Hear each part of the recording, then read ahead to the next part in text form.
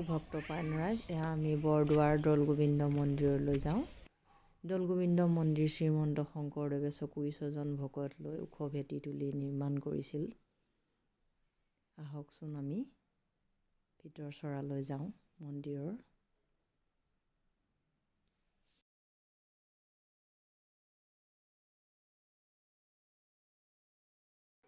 আহক দৰ্শকসকল, আমি মন্দিৰৰ ভিতৰত প্ৰৱেশ কৰোঁ, প্ৰণাম জনাওঁ।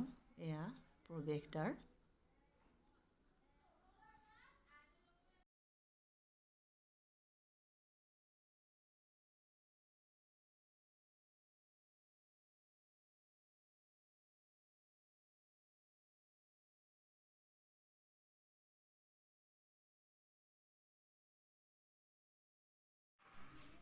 দৰ্শকসকল, এয়া দৌলগোবিন্দ মন্দিৰৰ ভিতৰ চৰা।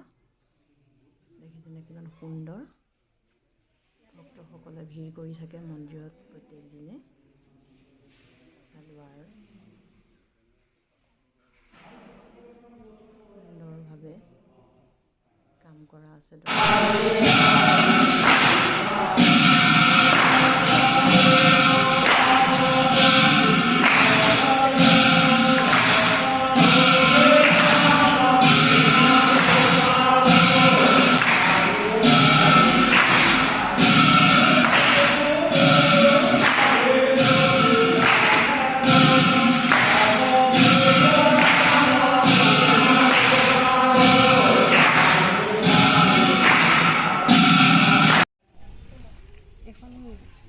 দৌলগোবিন্দ মন্দিৰৰ পাৰ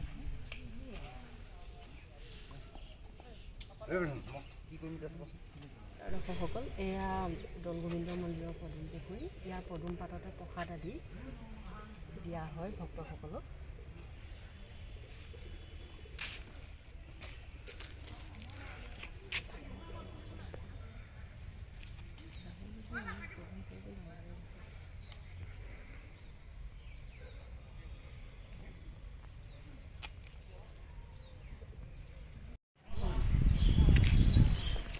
গাড়ী ৰখোৱা ঠাই, গাড়ী পাছ কৰি খাব পাৰে দূৰযাত্ৰীসকলে। দৰ্শকসকল, এয়া মই ৰিচিপ্ট ল'লোঁ, কুপন দিলে শৰাই বাবে। এইটো নৈবেদ্য গৃহ। ইয়াত শৰাই আদি দিলে, মানুহে ভোগ আদি দিলে ইয়াতে জমা কৰে সামগ্ৰীবোৰ। ইয়াত দৰ্শকসকলে দূৰৰ পৰা আহিলে অসমীয়া সাজপাৰ পৰিধান কৰিবলৈও ব্যৱস্থা আছে।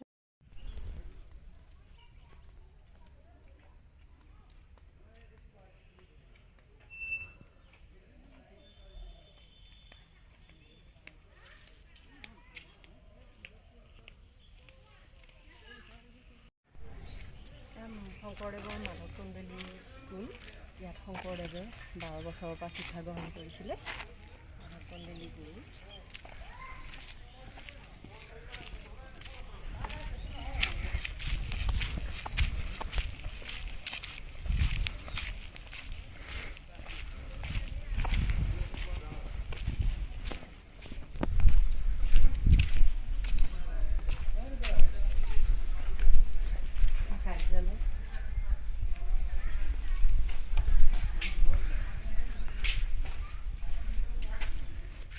পঢ়োৱা হয়।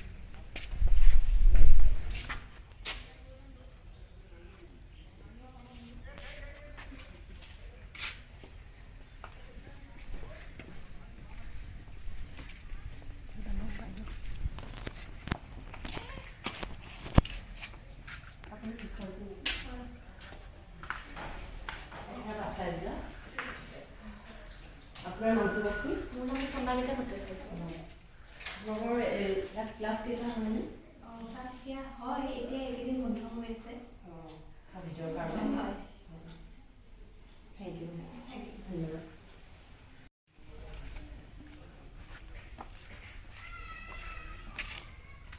ক'ভিড পৰিস্থিতিৰ কাৰণে ক্লাছবিলাক বন্ধ হৈ আছে।